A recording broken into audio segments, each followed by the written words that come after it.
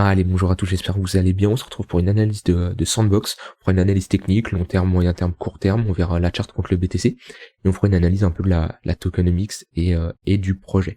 Donc c'est une crypto-monnaie qui est combien 47e dans le classement de CoinMarketCap. Ça va être une crypto-monnaie, un projet dans l'univers du métaverse qui est alors le métaverse c'est vraiment un domaine encore jeune. Voilà, je m'attends pas à une hype du métaverse comme on a connu sur la DeFi ou le NFT, dans le sens où ça va être vraiment sur du long terme. C'est-à-dire que c'est vraiment un projet long terme et potentiellement les top cryptos qui sont actuellement en lien avec le métaverse, c'est-à-dire un exemple de Sandbox, ça sera potentiellement pas ceux qui seront les plus adoptés lorsque ça sera live du métaverse. Donc ça se trouve les meilleurs cryptos du métaverse n'existent pas encore. Mais voilà, vous pouvez aller sur CoinMarketCap, prendre le site et lire tout simplement si ça vous intéresse. Vous pouvez retrouver le white paper, en général il est en bas, voilà, white paper très important, et vous avez toutes les informations sur le projet, hein, leur objectif, etc. Voilà, la team, l'équipe, tout ça c'est très important avant d'investir vraiment sur du long terme. On n'est pas loin, là quand je parle de ça, on n'est pas loin de la spéculation. Si vous faites du day trading, du swing trading, on s'en fout de ça. Par contre, si vous êtes dans l'investissement long terme, c'est très important. Donc Sandbox, déjà d'un point de vue localisation, on a très bien retracé, ça se voit à vue d'œil. Hop, on est venu chercher en dessous des 0,886. Donc on a fait un très bon retracement de 95% au plus bas et actuellement 93%. On est toujours dans une tendance baissière. Donc très visible, hein, par tout simplement les creux et les sommets de plus en plus bas qu'on fait. Donc voilà, là on voit bien l'exemple d'une magnifique dynamique haussière. DW, on casse, on retrace, on refait des W, des creux de plus en plus haut, voilà, tendance bien visible ici. Quand on commence ici à faire un M-top, tac, on le voit, si je me mets en non-log et en close line, tac, voilà, on voit qu'on fait un M-top, on fait pas un sommet plus haut que le précédent, à la cassure de ce M-top, ici, ou en bougie, ici, ça nous indique, ok, attention, on inverse la dynamique et on passe en dynamique baissière. Et pour le moment, on est clairement en dynamique baissière. On voit, on fait des sommets de plus en plus bas, hop. Et pour le moment, il n'y a aucune cassure. Pour réinverser cette dynamique haussière, soit on va venir faire ici un W, faire quelque chose comme ça. Voilà. Là, on aura une structure de marché qui serait posée un peu similaire à celle-ci. Ou alors, on peut repartir en ligne droite et casser le précédent sommet. Et là, si on casse le précédent sommet, on pourra dire globalement qu'on sera reparti en tendance haussière. Voilà, par exemple, un peu comme on a fait ici. Alors là, on était sur un retracement technique en weekly. On était sûrement en tendance baissière en 3 jours. Ouais, voilà. Ici, on est en tendance baissière en 3 jours avec des W, des M, des sommets et des M qu'on voit. Mais en weekly, c'était un retracement technique. Là, on pourrait faire clairement la même chose. Maintenant, souvent, qu'on pump comme ça, on serait sur un retour en V bottom, et souvent les V bottom sont amenés à être retestés, c'est-à-dire quelque chose comme ça, il y a de grandes chances qu'on fasse quelque chose comme ça pour amener à une structure haussière par la suite. Mais globalement, voilà, la tendance est toujours baissière, et méfiance, on attend vraiment des confirmations en structure pour valider une tendance, on a une reprise de la tendance haussière. On a ici une divergence haussière, donc ça c'est clairement bullish, hein, ça nous indique que on a une reprise du momentum dans la main des acheteurs. C'est pas pour ça que le momentum, enfin que le prix va pump. C'est une première condition qui nous dit ok, déjà les vendeurs s'essoufflent, hein. Les vendeurs s'essoufflent, et ça c'est déjà un premier élément, une première chose qui nous intéresse, que on a des vendeurs qui s'essoufflent. D'un point de vue tunnel Vegas, alors je vais enlever ça, hop. On évolue toujours en dessous du tunnel daily et en dessous du tunnel 3 jours. Voilà, il y a un cross entre le tunnel daily et le 3 jours, ce qui est quelque chose d'assez bearish, mais voilà, on a cassé le tunnel H4, donc c'est une chose sur du court terme, c'est bullish, c'est-à-dire qu'on peut toujours emmener notre tendance. On voit qu'on fait des creux de plus en plus haut, on a fait un pullback sur ce tunnel H4 avec le tunnel H1, ici par exemple pour les swing traders, il y avait clairement une opportunité de se placer. On consolide autour du point pivot monthly plus le point pivot weekly, ce qui est normal, qui est une grosse résistance, mais si on la casse, ça sera bullish, et on pourrait potentiellement aller chercher le haut du tunnel daily. Moi clairement ça ne me choquerait pas. Maintenant, toujours pour les swing traders attendent toujours un retracement pour se positionner, c'est-à-dire que si on a une cassure ici, hop, comme ça, et on retourne chercher ici notre haut du point pivot monthly en confluence, pourquoi pas avec un tunnel H1, ici on peut avoir une opportunité. Maintenant, toujours faire la différence entre un swing trader et un investisseur.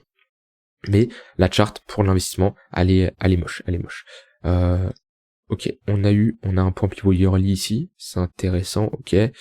Ouais, c'est donc la zone des 2,2 $. Si on y retourne, ça sera une zone qui sera fortement défendue au vu du point pivot yearly qu'on a. Maintenant, hop, ce retracement, ce qui est intéressant, c'est qu'on a comblé ici toute notre zone d'imbalance. Donc là, on avait un déséquilibre de marché. Voilà, on le voit. Hop, si je me mets, on va se mettre en 3 jours et on va, hop, alors, je vais plutôt prendre ici à ici et on va mettre ça comme ça, style nombre de rangées, on va l'augmenter. Voilà, ici on voit que on avait un trou, un déséquilibre de marché. Alors moi je vois une zone d'imbalance qui est beaucoup plus importante que ce que montre le volume profile. C'est-à-dire tout ça c'était une zone d'imbalance à venir combler.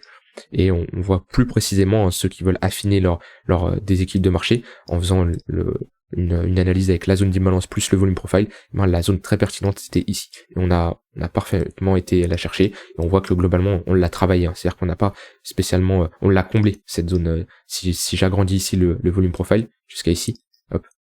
Voilà, on voit qu'elle a été comblée, on a plus de déséquilibre de marché. Par contre, attention, on a potentiellement laissé des déséquilibres de marché à la baisse. Enfin, si on a un retracement à la hausse, il y a des déséquilibres de marché à constater. Moi, des zones d'imbalance, si je dois tous les noter, j'envoie une, hop, j'envoie une ici. Alors, elle est très petite, mais il y en a une. Après, il y en a qui pourront dire qu'on l'a comblée entièrement, d'autres partiellement. Ça, c'est vous, comment vous fonctionnez. Ici, il y en a une qui n'a pas été comblée. Voilà.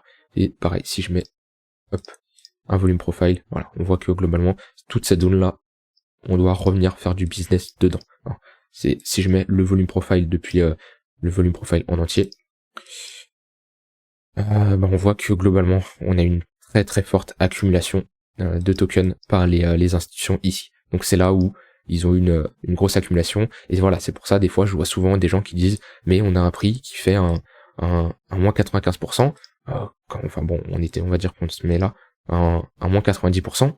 Pourquoi il y a encore des gens qui vendent? Pourquoi le prix va plus bas? Si le prix va plus bas, c'est que il y a pas de demande et l'offre est supérieure à la demande. Donc il y a plus de vendeurs que d'acheteurs. C'est pour ça qu'on descend.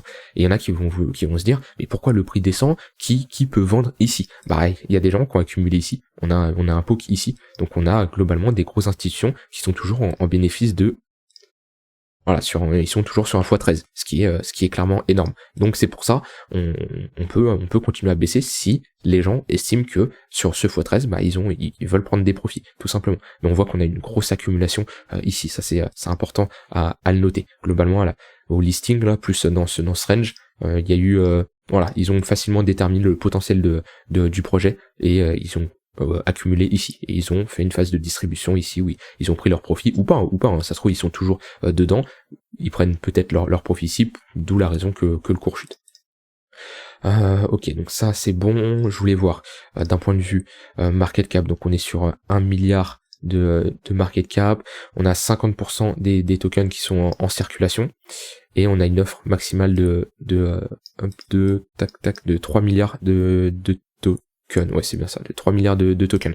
Donc on n'en aura pas un de plus, c'est un peu à la même système que le BTC. Le BTC a 21 millions de tokens disponibles, et bien sur Sandbox, on en a également 3 milliards et on a 50% des tokens qui ont été mis en circulation, donc globalement 1 milliard et 500 millions de tokens. Donc ça c'est important, le fait d'avoir une offre comme ça, c'est-à-dire que le token est déflationniste.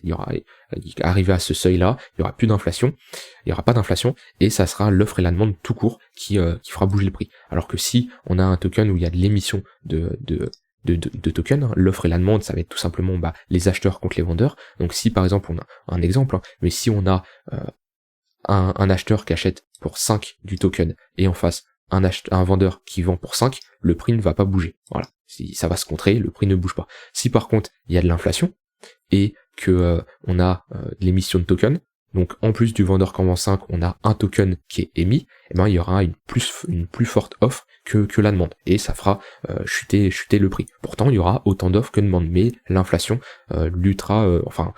poussera en faveur des vendeurs, tout simplement. Et ça on peut le voir sur Mesario, quand il y a de l'émission de tokens. Vous pouvez aller ici, hop, marquer Sand, ce Sandbox, vous avez plein d'informations. Mesario, c'est vraiment un site complet. Voilà, vous pouvez voir la roadmap. Voilà, alors je vous conseille plutôt d'aller voir sur le site, hein, pour la roadmap. Il y a plus d'éléments que Mes.io, ils sont souvent en retard. Vous pouvez voir qui a investi dans le projet. Donc voilà, Binance Labs, Coinbase, ça reste des gros organisations. Vous avez tout ce qui va être la tokenomics, comment a été distribuée la répartition des jetons. Est-ce qu'on a plus favorisé l'équipe, est-ce qu'on a plus favorisé le public, les early investors ou pas. Voilà, ça c'est plein d'informations également à prendre en compte, la gouvernance, voilà. Et on peut aller dans chart, dans supply et dans circulating supply, voir l'émission de jetons. Donc on voit globalement que donc là on voit 70% d'inflation, c'est normal si on a eu tout simplement de l'émission de jetons. Donc actuellement on a sur les 3 milliards de jetons, on a eu 1 milliard 500 millions de jetons émis, et on voit globalement on a notre nombre de jetons qui augmente. Donc ça, cette émission, c'est alors globalement le token est déflationniste vu qu'on a un max supply, mais pour le moment, tant que ce max supply n'est pas atteint, on a l'émission de jetons. Voilà, ça c'est important à comprendre. Mais vous pouvez aller voir sur Mes.io, voilà, l'augmentation. Mais en tout cas, on a émis les tokens assez vite. Faudrait voir sur leur site globalement. Alors je vais pas faire une analyse du projet, etc., mais comment l'émission de tokens est réalisée, et à partir de quand les 3 milliards d'offres max seront atteints. Mais voilà, faites toujours une analyse globalement tokenomics. Alors là, j'ai fait vraiment quelque chose de rapide, hein, c'est pour vous montrer, hein, je pourrais faire une analyse de 30 minutes et vous sortir les points positifs ou négatifs, mais voilà, je vais pas faire des analyses de 30 minutes, 1 heure, ça prendrait beaucoup trop de temps. Maintenant, pour ceux qui attendent un signal pour se placer sur du weekly, hein, on attend un W, voilà, une accumulation. Je vais vous montrer, hop, on prend ça, tac, configuration de barre, hop, ça on supprime, hop. Voilà, si on a quelque chose comme ça, je vais prendre ça en plus, comme ça sera beaucoup plus simple, hop. Voilà, si on a quelque chose comme ça, à la cassure de la ligne de coup, il y a des opportunités. Là, moi si je vois ça, je dis, ok, ça marche pas comme ça.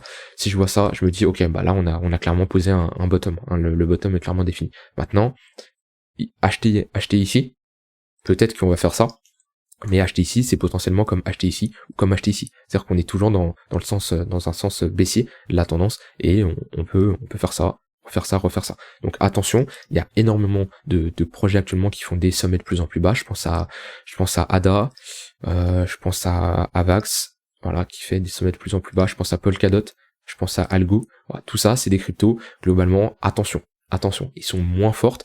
Si je retourne sur Sand, si je regarde Sand contre le BTC, voilà, on a un exemple ici.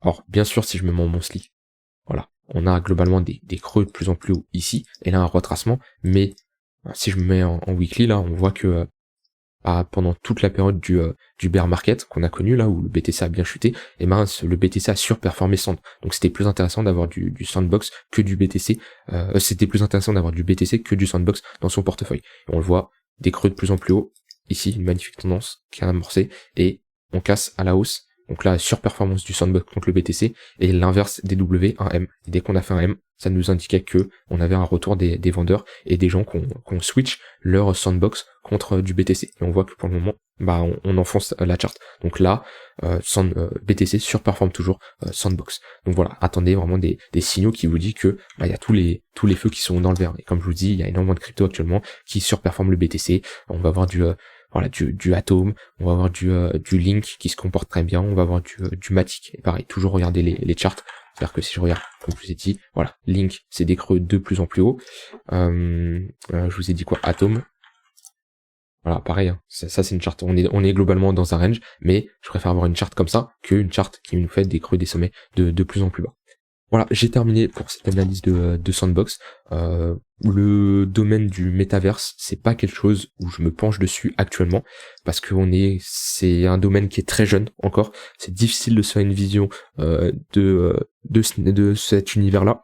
Potentiellement, et j'en suis persuadé, les cryptos les plus intéressantes du métaverse de demain ne sont pas encore créées. C'est-à-dire que les Sandbox, on a Mana aussi qui est dans le métaverse. Voilà, ce genre de crypto-monnaie, pour le moment, c'est trop jeune, et c'est potentiellement une crypto qui sera développée dans les prochaines années, qui surperformera les deux. Alors c'est pas pour ça que ces deux-là ne feront pas des performances incroyables, mais voilà. Pour moi, c'est le métaverse encore un peu trop jeune pour s'y intéresser. Vous pouvez être des early investisseurs, c'est-à-dire vous placez maintenant en vous disant je mise fortement sur Sandbox parce que le métaverse va décoller. C'est pour le moment, moi, dans mon portefeuille, c'est pas un projet qui c'est intéressant, hein, mais c'est pas un projet pour le moment où je mise dessus dans mon portefeuille long terme. Voilà, j'ai terminé avec cette vidéo, j'ai dit toutes les choses que j'avais envie de dire. N'hésitez pas à dire ce que vous en pensez, vous, de votre avis sur le métaverse, est-ce que c'est quelque chose qui vous passionne. Moi, voilà, comme je dis, je me suis pas énormément renseigné dessus pour faire un avis bien complet. Mais voilà, en tout cas, je vous souhaite une très bonne soirée, on se retrouve demain pour une prochaine vidéo. Bye bye.